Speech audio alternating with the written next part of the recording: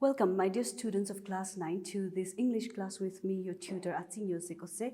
And today we are going to continue with the topic that is, or the lesson that is, Toasted English by R.K. Narayan. We have learned in the previous class about the ambiguity of the language that is English. We learned a little bit about the differences between British English and the American English. And so here we are going to pick it up from page 80, that is the third paragraph, and we learned to recapitulate a little bit here, the first process of toasting that, or changing, we can say, of the language was freeing the language from the stifling tyranny of passive voice. And we are going to find out the second process of change in the American English. Now, the second process is achieved by using certain basic keywords which can be used anywhere, anyhow, which is universal, multiple use. Remember, we have discussed about ambiguity. So there lies that point here, and the author, that is R.K. Narayan, has used or pointed it out in a very humorous manner that the American English are very fond of, or the American people are fond of using only the basic keywords. And some of the examples that he had stated in the essay are, you will find these are along the line of ambiguity of the language, and the example here is the word check, C-H-E-C-K. Now, the author calls it as the American national expression because American people use this word check extensively in a lot of different situations, and this word has a multi-purpose, as compared to the British English, which stick to the literal meaning found in dictionaries. So if we compare it, the English people, the British people, or in British English, you would find that they stick to the literal meaning, what is there or what is found in the dictionary. But when it comes to American English, they have created a word such as check, which can be used in any kinds of circumstances for that matter. So that is, in a very humorous way, he pointed it out. And why is that so? Why is the word, or such basic words, or the word check called American national expression? Because these are the points that he has cited. Words like check is widely used.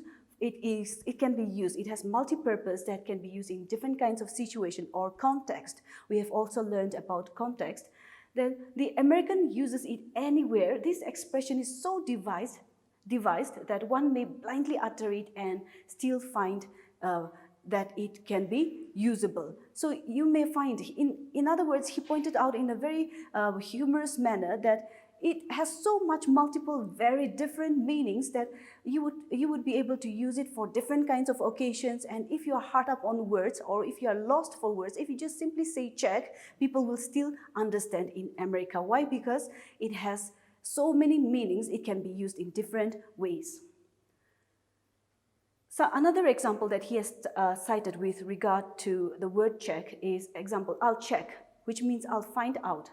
But you can also use this in a different manner. And another word that you would find, or phrase that you can find, is your check, which means referring to your ticket, token, bill, or the invoice, and so on. You know, that is what you can find. Or you can also refer to that checkbook. So see, the word check has different kinds of connotations, different kinds of multiple meanings. And another example that you would find is check room. If you are going to check into to a restaurant, or check room here is again referring to the place where you keep your possessions, your things, especially in rail. When you are traveling, you would find this kind of check room. But in British English, you would find clock room, where it's the same thing here, where you keep your possessions. So see, the word check is being used for different kinds of purposes. One can mean a place for keeping your possession, one can mean checking something out, inspecting something, and one can mean the actual checkbook, and one can also mean the bill or the invoice or the ticket and so on. So British check, such as even the spelling here, C-H-E-Q-U-E, can be a great difference to the American English here. So even though it has the same pronunciation, the spellings may be different. The way it is being used in a different situation or in a given situation may be different compared to the using it in another context. So that is what we have here. And he appreciates the fact that with British English, it sticks to the dictionary. Remember, we have discussed that. It sticks to the dictionary meaning, which helps in creating a lot of confusion, unlike the American English. Again, another example that you find here is check in compared to check out. Now, the author, he again humorously pointed out that he first heard chuck out. So see, the way we say it, the way we pronounce the words, the accent can also be confusing. The author heard chuck out and felt confused. He was very much confused, and because it may mean that if you say chuck out, it may mean making a list of something. So the meaning also changes, or the way it sounded can also change the meaning to the listener. It suggests that the confusion caused in varying pronunciations. Here, the author is suggesting that the confusion can also be created when it comes to using the language and pronouncing it in different accent. So the word check has scores of other incidental uses. You can use it in any situation. That is why it is the American national expression.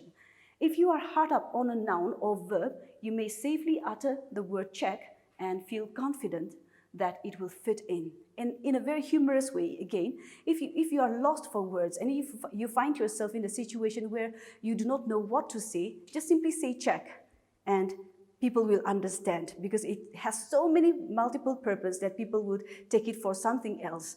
And then you would not be too embarrassed at yourself for not being able to use the language. So in a very humorous way, he pointed it out in that way. Now, another example is the word fabulous. And in British, it means eccentric or very odd.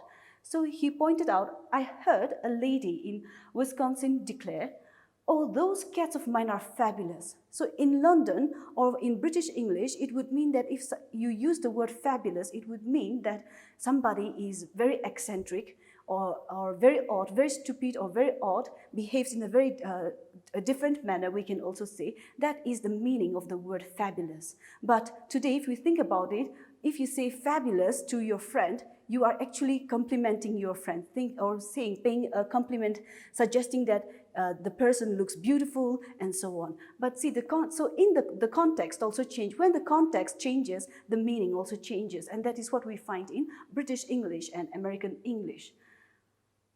But in American, the word fabulous has different meanings because they have enlarged its sense, again coming to the problem of ambiguity or having multiple purposes or multiple meanings.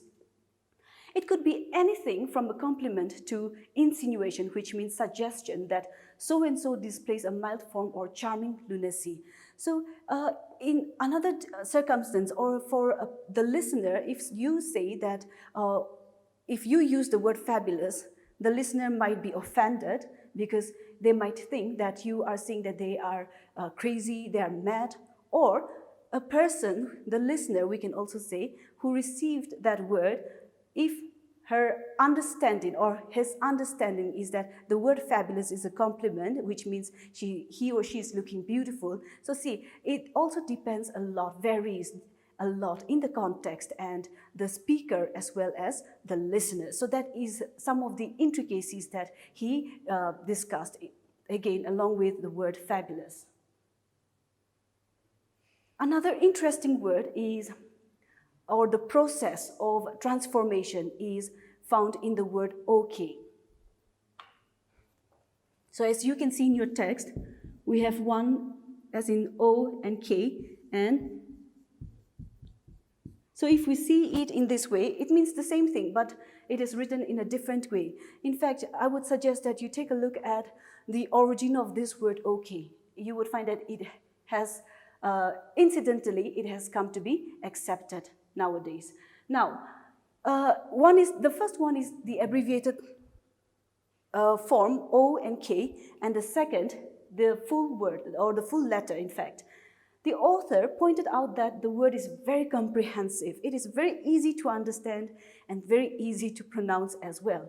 It is the easiest sound that ever emitted. It is one of those easiest sound that can be ever produced from the human vocal cord. So it is one of the easiest sound, easiest word that you can pronounce, okay. And then it is very comprehensive because it can be understood globally. People can understand what it means when we say okay.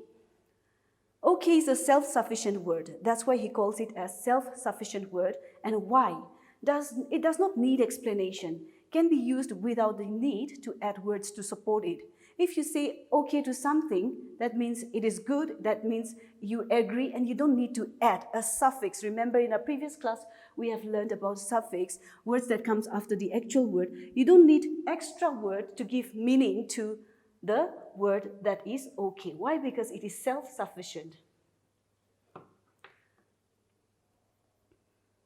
It needs no suffix to indicate any special respect for the listener. Here is the very thing that he disapproves. If it can be by itself without a sir to conclude the sentence. When you say okay, it is so precise, it is so self-sufficient that you failed to add a sir, or we can also say a madam. So that is the case with the word here. When you say okay, it is understood, it does not leave any room for any other suffix. And what happens when it does not leave any room for a suffix here? It becomes, as you can see, very casual, it becomes very casual, very informal. So here, R.K. Narayan disapproves the fact that it becomes the American language has become too casual, that it also leaves out room for politeness. So we can say that American language is less polite and far too casual. Some of the examples that you would find today, for instance, depending on the context, if you are talking to your teacher and you say, supposing your teacher said, have you understood? And you say, totally, that becomes too casual instead of yes, madam, or yes, miss. So see, these kind of things that you would find in the differences, or okay, madam, or see, it just sounds very odd if you put it in that way. You know, okay, that itself is, this is why he said that it is very self-sufficient. Now, so the words like totally, to agree, and in fact, we use these kind of words too excessively, such as like. I was like, those kind of things. Then again, becoming too casual, again with the changing context. Remember, we have talked about the changing context in terms of technology. That is, we are so used to abbreviated words, we are so used to emojis, using all those emojis. And in fact, even in our speech, we have reduced the use of English to single words such as yep. If you, instead of saying yes, someone might just say yep, in order to show that they agree. See, so it leaves a very little room for politeness. Or you may even find some people just simply saying OMG, you know. See, that kind of a different context that we are facing today. So, and then the ridiculous part, the extent of such kind of short form of using languages can also be found in written form of a written language, in fact, and even in some case it may even be uttered verbally, such as instead of, oh, I find the situation very funny, you may simply end up saying lol, as in LOL. So that is the kind of things that R.K. Narayan is exactly or precisely trying to criticize when it comes to the American language, that it is too casual. Now, again, another example that we find is in the word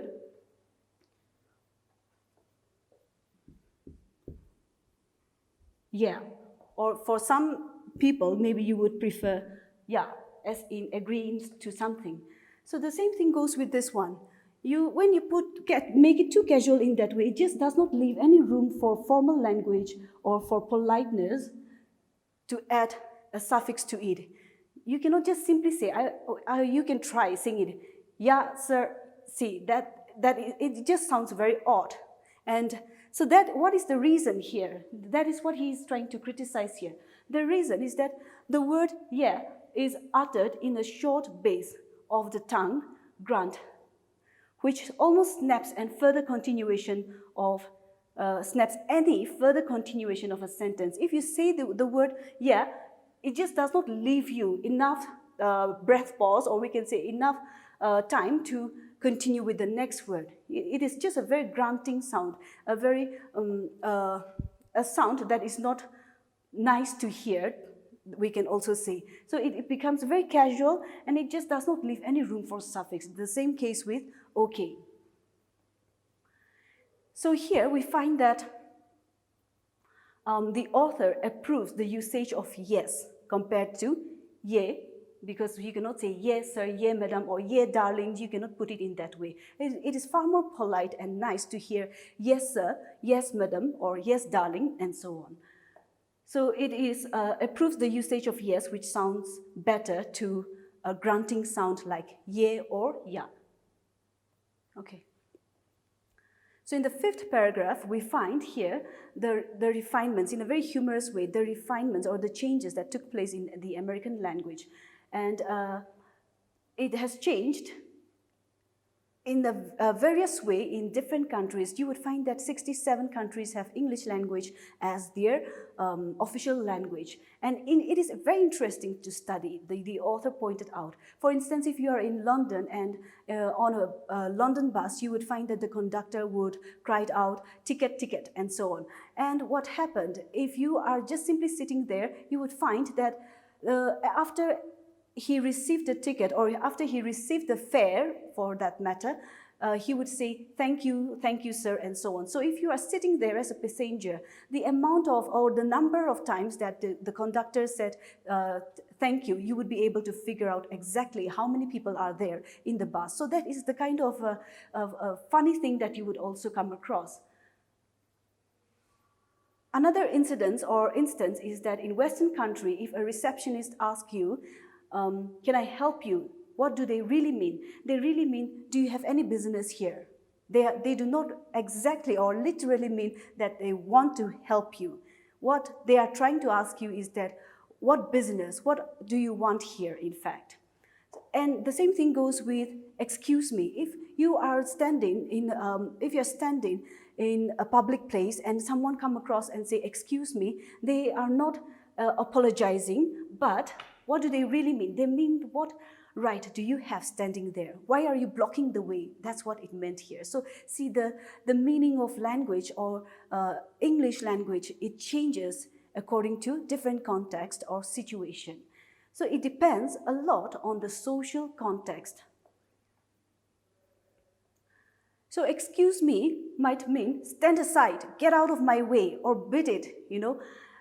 Then if a secretary asked you, would you like to wait? The right thing to say, what is the right thing to say here? The right thing to say here is thank you and find yourself a comfortable place and wait, instead of, no, I do not want to wait, I have so many things to do, I need to rush out, can I please be made to allow to visit the person, and so on. See, you cannot put it in that way. That is the polite thing to do is to find yourself a seat and wait until your name is being called. Now, here is the vision of the Indian English that R.K. Narayan wants the Indian people to have. So here is the vision of English in India that is found in the last paragraph, that so far, if you look into the Indian English, you would find that it is only confined, boxed up to areas such as in official business, in the legal matters, in justice or administration. And you would not find too many people using the language in the core interior part of India. So here, R.K. Narayan pointed out that he wanted the Indian people to have that English, in fact, Indian English, where everybody can communicate easily with one another. But it is time to reach the core interior part of India, where anyone can use English or Bazaar English. What does he meant by Bazaar English? By Bazaar English, the ability to use the language to communicate to a certain extent. To be able to communicate using English to a certain extent where you can understand each other, and it would, here, the author does not suggest mongrelization. What does it mean? A mixed breed. He does not want the mixing up of the British English with the American English when it comes to Indian English. He's not suggesting that, but what is he suggesting then? He said that it does not need to go through the same process of toasting like the American English and go back to the old way of using the language, such as "where you going, man?" That kind of a cowboy language that is not what he's suggesting here. But he is talking about a more better refinement where people can use the language to communicate, because that is the whole purpose of language. So that is what he envisioned. And he said that instead of mongrelization, or instead of undergoing a process of toasting like other language or English language that happened in America, in Indian English, you would find that the Indian English would be able to uphold or to follow the rules of grammar. In other words, they are very good with the grammar rules. So if we are able to stick to that, it would have a greater meaning, it would have eased communication, and it would help us to avoid all those ambiguities that creates confusion in communication. And he also pointed out, in a very humorous manner again, that Indian English would have its distinctive Swadeshi mark. And like compared to Madras handloom, in Madras, the handloom are very distinctive of the people who are living in Madras. And handloom it can be distinguished through their check shirt.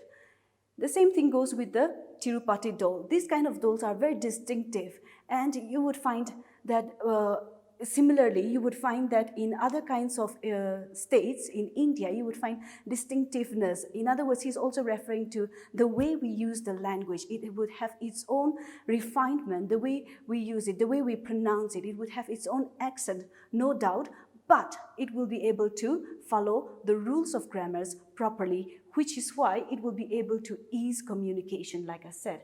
And Indian English, he envisions an Indian English that accepts the distinctiveness of the language that is being used, the English language that is being used in India, and that it is time to come to the local interior part. It is time to be able to hear it under the banyan trees. So that is what he meant here, that the language should reach the core interior part of India, where people can use the language to communicate. If we look into the Indian country, or the different kind of states with different kinds of languages that it have, this Indian English would be able to bind all these different states with their differences together. So that is what he envisions here, and that is why he says that it needs a Bazaar English that needs to that would help people, anybody, to use it to communicate. And how would that happen?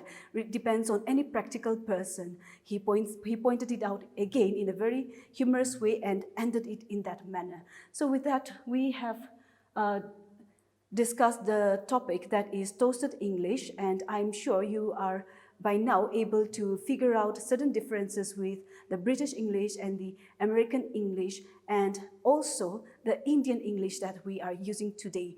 And on that note, we would be winding up today's class. Thank you all very much for joining me.